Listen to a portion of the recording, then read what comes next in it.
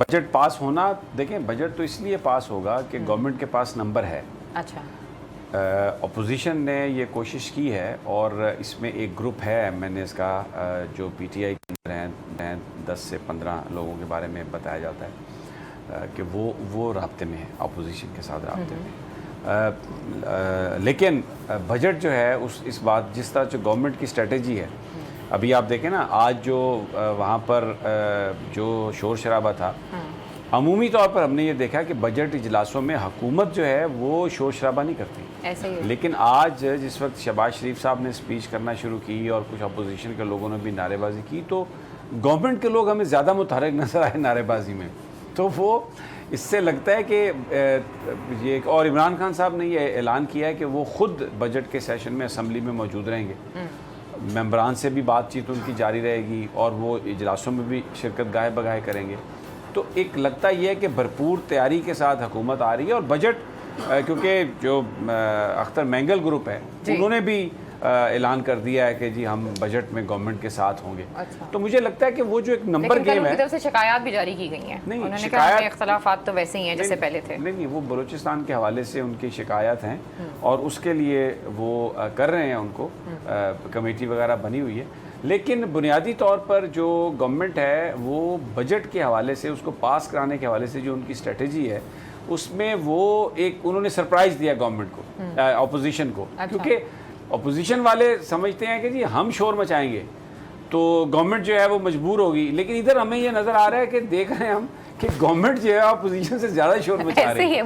यानी वो कहते हैं ईंट का जवाब पत्थर से दे रही है। तो ये जो स्ट्रेटजी है मुझे लगता है कि तो ये वर्कआउट कर जाएगी। इतना तैयार श्यार होकर गई थी और बिलावल जरदारी साहब भी बड़े सेट सूट होकर बैठे हुए थे। उन्होंने जो स्ट्रेटजी बनाई थी कि हम ब्लॉक करेंगे और इनको करने नहीं देंगे और उनकी हुकूमत गिराएंगे, तो सारी फारिग हो गई। इसका मतलब नहीं, फारिग नहीं हुई, ये थोड़ा सा मुझे लगता है कि आप ज्यादा बोल गई। आपने बात ही ऐसी की है कि पूरी स्ट्रेटजी है, मैं तो परेशान हो गई। उनको ये पता है अपोजिशन को कि नंबर गेम उनके पास नहीं है। अगर उनके पास नंबर गेम होती तो वो अपोजिशन में ना होते, उनका वज़ीर आज़म और उनकी हुकूमत होती।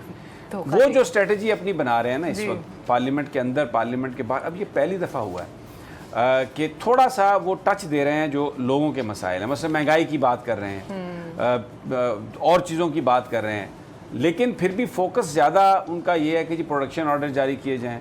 कल जो उन्होंने बात कही वो जुडिशल जो रेफरेंसेस हैं जजेस के बारे में, उनके हवाले से बात की गई। आम आदमी का इन इशूज़ से डायरेक्ट ताल्लुक़ नहीं होता, लेकिन अभी अब 23 जून को मैंने बताया कि पीपल्स पार्टी एक तहरीक चला रही है, यानी एहतजाज कर रही है कराची में। संडे है लेकिन वो लोगों को लेके आ रहे हैं। अब जब आप एहतजाज महंगाई पे करेंगे तो उसमें बहुत सारे वो लोग जो अगर आपकी पार्टी का हिस्सा नहीं भी हैं तो वो उसमें शामिल हो सकते हैं, उसको आप मैनेज कर सकते हैं। पिछले 8-10 महीने में जो अपोजिशन हुई है उसमें सबसे अव्वल जो मकासद रहे हैं अपोजिशन के, वो नवाज शरीफ साहब की बीमारी, वोट को इज़्ज़त दो, उसका ताल्लुक जो था सारे का सारा हुकूमत से था कि जी हमें हुकूमत में आना है। अवाम के जो डायरेक्ट जो मसाइल हैं, जो गुर्बत है, महंगाई है, दूसरी चीज़ों की शॉर्टेजेस है, वो नहीं थे। तो अभी इसमें वो उन चीज़ों को बुनियाद बना रहे हैं। तो इसमें हो सकता है इसमें कि गवर्नमेंट के को थोड़ा टफ टाइम वो दे सकें। तो उनकी जो ज़्यादा फोकस है, उनकी जो स्ट्रेटजी है, वो मुझे लगता है कि जिस तरह गवर्नमेंट हैंडल कर रही है वो असम्बली से बाहर उसमें वो ज़्यादा फोकस करेंगे। लेकिन अभी वो 2-3 महीने अमली तौर पर नहीं कर सकते। जून में शदीद गर्मी, ऐसे ही, उसके बाद जुलाई में भी गर्मी, फिर बारिशों का सीज़न शुरू हो जाता है। तो आइडियल जो एक टाइम होता है तहरीक चलाने के लिए, लोगों को सड़कों पर लाने के लिए, वो सितंबर से पहले नहीं आ सकता। तो अगले 2-3 माह जो हैं फिर उसमें तो पता नहीं क्या कुछ हो जाएगा। क्योंकि अभी जो अगले 8-10 दिनों में गिरफ्तारियाँ होनी हैं, जो जिस तरह से नैब के रेफरेंसेस बन रहे हैं, और अब जिस तरह पंजाब के जो सूबाई वज़ीर सब्तान खान को भी गिरफ्तार किया गया, तो जो बहुत सारे लोग जो हुकूमत के अंदर हैं उनको भी गिरफ्तारी ब्यूरोक्रेट्स की भी हो सकती है, वज़रा की हो सकती है, अपोजिशन के और लोग पकड़े जाएंगे, सरकर्दा लोग पकड़े जाएंगे। तो वो सूरत हाल यकसर तब्दील हो सकती है। वो तो आपको प्रोडक्शन ऑर्डर जारी होगा तो कोई इतनी बड़ी बात ही नहीं है। सब्तान खान का हो गया ना, बस बात खत्म हो गई। गिरफ्तारियों के बाद तो आपके प्रोडक्शन ऑर्डर जारी हो जाएगा। बात खत्म कैसे होगी? आप नहीं मानेंगे लेकिन होता तो ऐसे ही है। जी राना साहब, बात ये है, देखें सब्तान खान का हुआ तो वहाँ हमजा शहबाज का भी प्रोडक्शन ऑर्डर जारी हो गया। ये देखें, ये जो है ना, मैं समझता हूँ कि असद के असर जो हैं उन्होंने पहली दफ़ा कानून को फॉलो किया है। अच्छा, कानून, हम कई दफ़ा कह चुके हैं कि कानून के अंदर जिस्मानी रिमांड जिस बंदे का है उसका प्रोडक्शन आर्डर जारी नहीं होना चाहिए, ना माजी में कभी हुआ है। ये सबसे पहले असद कैसर साहब ने ही रवायत कायम की थी और गलत रवायत कायम की थी। आज आप देखें कि एक स्पीकर साहब हैं सिंध असम्बली के, जो खुद करप्शन के इल्ज़ाम में गिरफ्तार हैं, उन्होंने एक और नैब के पास जो करप्शन में गिरफ्तार हैं मोहतरमा फरियाल तालपुर साहबा, उनके प्रोडक्शन आर्डर जारी कर दिए।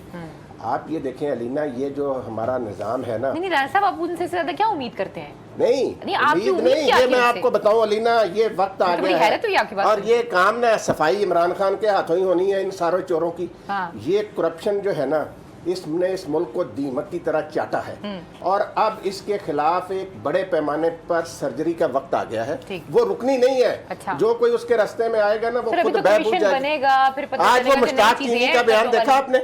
मुश्ताक चीनी ने जिस किस्म के इंकशाफात किए हैं शहबाज शरीफ साहब की फैमिली के हवाले से, उसके बाद आप समझती हैं शहबाज तहरीक चलाएंगे हुकूमत के खिलाफ?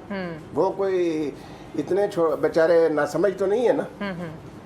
वो मुश्ताक चीनी वाला मामला किधर जाएगा? वो वादा मांग हुआ, उन्होंने एक एक टीटी बता दी, टीटी की कैसे टीटी होती थी। तो अच्छा, ये टीटी पिस्तौल का जिक्र नहीं कर रहे, ये जो टीटी जिसे हम कहते हैं ना, वो टेलीफोनिक ट्रांसफ़र, ये उस पैसे की बात कर रहे हैं कि वो कैसे वो ट्रांसफ़र होते थे और बाहर जाते थे और वापस आते थे। अब देखें, इसहाक डार साहब का भी एक बयान था, कन्फेशनल स्टेटमेंट थी। हाँ जी।